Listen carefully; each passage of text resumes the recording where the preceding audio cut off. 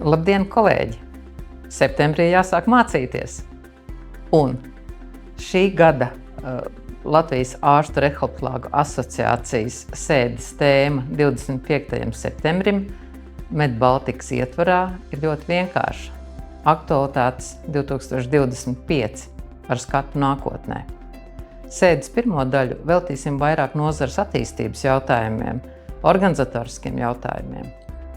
Pasaules veselības organizācija ilgākā laika posmā veica rehabilitācijas nozares sistēmisko izvērtējumu, izstrādāja rekomendācijas.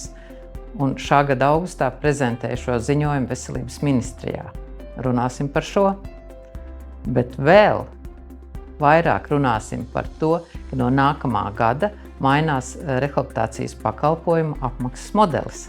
Es ļoti ceru, ka Veselības ministrijas un Nacionālā veselības dienesta pārstāvji mums palīdzēs tikt skaidrībā ar šīm aktualitātēm.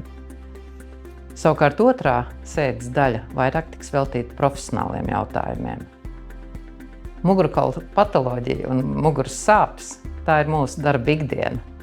Un mums jāzina, kas ir endoskopiskā mugurkaula ķirurģija, kas ir robottehnoloģijas ķirurģijā, kas ir neiromodulācija, navigācija, visi šie jaunie modernie vārdi.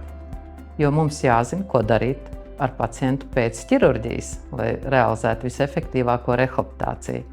Un tieši par šiem jaunumiem mugurkaula ķirurģijā mums stāstīs Kalvis Brilks, traumatoloģijas un ortopēdijas slimnīcas mugurkaula ķirurģijas nodaļas vadītājs, vai Aleksejs Repņikovs, viņa vietnieks un mugurkaulai ķirurģijas asociācijas prezidents. Redzēs, kurš no viņiem tiks, kuram no viņiem nebūs jāoperē. Un vēl viens izcils lektors, profesors Haralds Plaudis, Rakus valdes priekšsēdētājs, speciālists vēdera dobumu ķirurģijā. Un par ko tad Haralds Plaudis mums stāstīs? Haralds Plaudis ieskicēs politraumas pacienta ārstēšanu multidisciplinārā komandā un uzsvers to, kas būtu jāzina mums rehabilitologiem. Jo beigās pacients pēc tam, kad ir izglābts, ārstēts, ir jāatgriež dzīvē. Un tā jau ir mūsu lieta. Un vēl atceramies, ka rehabilitācijai ir ļoti plašs arsenāls, ar ko palīdzēt pacientiem.